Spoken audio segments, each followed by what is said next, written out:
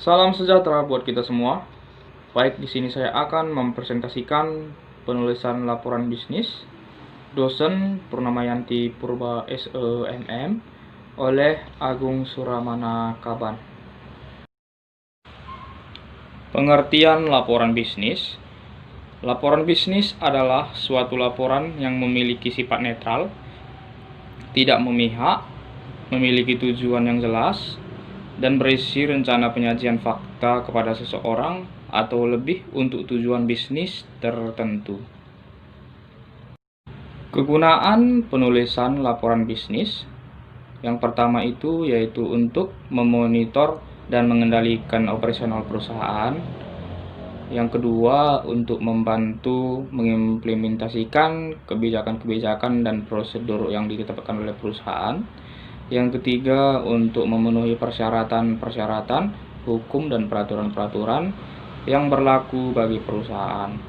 Yang keempat, untuk mendokumentasikan prestasi kerja yang diperlukan baik bagi internal maupun eksternal. Dan yang kelima, untuk memperoleh dana atau membuka bisnis baru. Persiapan sebelum menulis laporan bisnis. Baik, adapun persiapan yang perlu dilakukan sebelum menulis laporan sebagai berikut. A. Definisikan masalah, tujuan, dan ruang lingkup. B. Pertimbangkan siapa yang akan menerima laporan. C. Menentukan ide atau gagasan. D. Mengumpulkan bahan yang diperlukan. E. Menganalisis dan menafsirkan data. Dan F. Mengorganisasi data dan mempersiapkan outline akhir. Bagian pokok laporan bisnis. Yang pertama pendahuluan, yang kedua teks, yang ketiga penutup. Pendahuluan.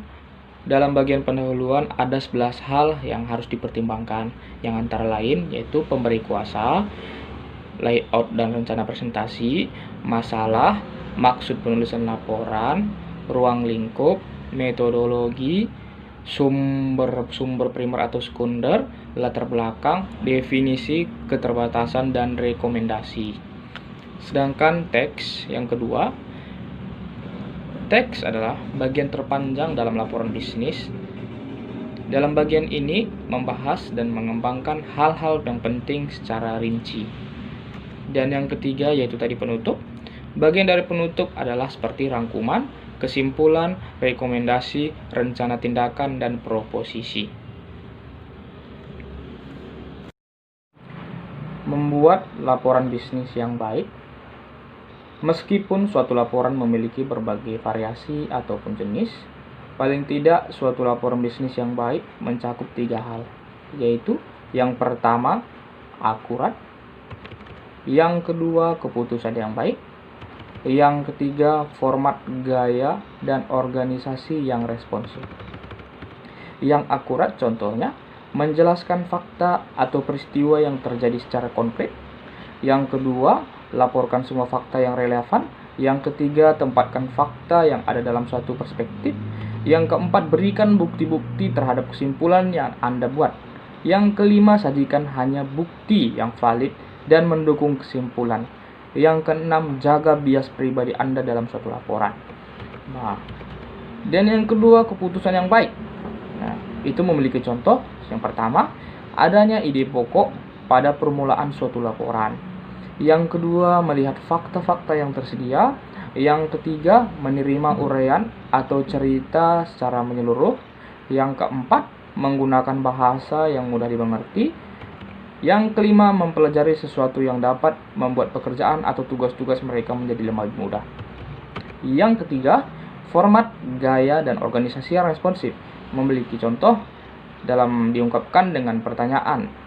Orang-orang selalu bertanya dalam pertanyaan tersebut, yaitu yang pertama, siapa yang berinisiatif membuat laporan? Yang kedua, apa subjek yang akan dimasukkan ke dalam laporan? Oke, baik, sekarang kita sampai kepada kesimpulan. Dalam menjalankan bisnis, ada banyak bentuk komunikasi yang kita lakukan. Dan salah satunya adalah penggunaan laporan. baik dalam bentuk laporan bisnis, laporan singkat, dan laporan formal.